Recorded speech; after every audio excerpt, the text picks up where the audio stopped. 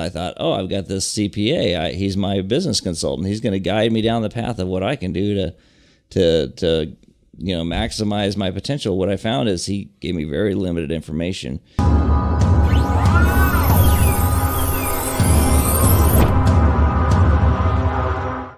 Now, this is not to criticize any business model or anybody out there that's working with a CPA, because I love my certified public accountant. He's really valuable for me when it comes to doing certain things, tax forms and maybe end of year taxes. But what I learned the hard way when I started in business is I thought, oh, I've got this CPA. He's my business consultant. He's going to guide me down the path of what I can do to maximize my potential. What I found is he gave me very limited information.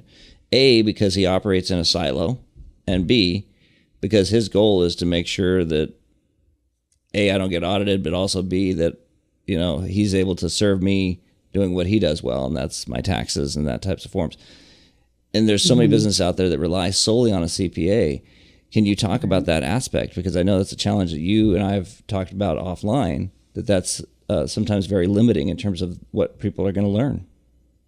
Yeah, CPAs are awesome when it comes to tax law, tax filing, and putting the numbers in the right box.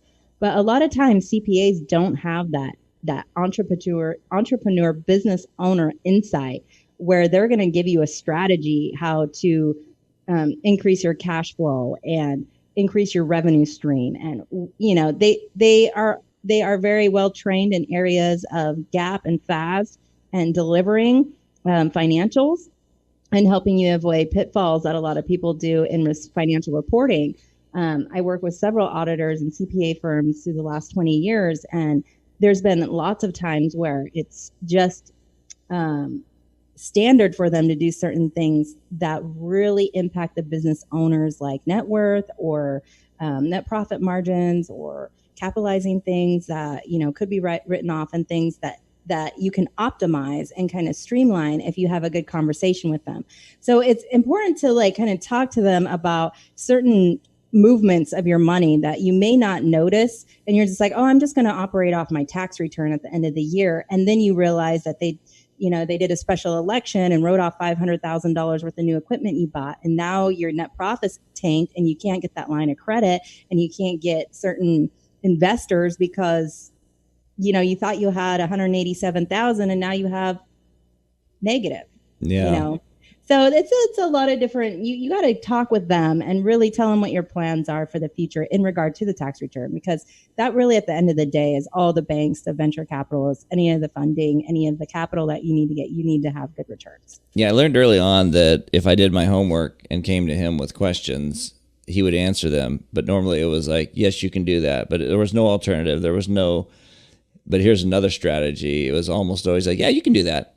Yeah, we can work with that. But it was never like, have you considered this? Or maybe you should look into this. And that's where somebody like you that's out there helping people with fiscal knowledge in terms of how to manage their business. I mean, there's so many things that people are just really missing at the end of the day. You mentioned at the beginning of this key performance indicators, KPIs. What are some things that people should be tracking that maybe they typically would not, or maybe they are tracking, but they're not digging into the way that you think they should? Yeah, it's really niche specific. But in overall, there's 5 KPIs. So your revenue, your adjusted cost of goods, your payroll and labor, your overhead, and your net. But I like to drive in also to the marketing spend. And for growth, if you're scaling in this market, you really need to pay attention to the internal KPIs of your marketing spend and things like that are going to drive your sales up. Yeah, that's really powerful.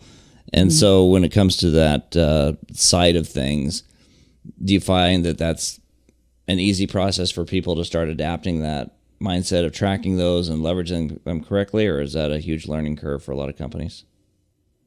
It depends on what level of the game we're at. It really depends on the customer avatar. What client am I talking to today? Am I talking to the couple that owns a couple barbecue joints downtown, or are we talking to a very high level manufacturing company CEO? it depends. So we talked about Kevin Harrington and that relationship and how he was attracted to what you were doing. What was it that first drew him into the Charity Brown camp? What was it that really made him see something different in what your approach is?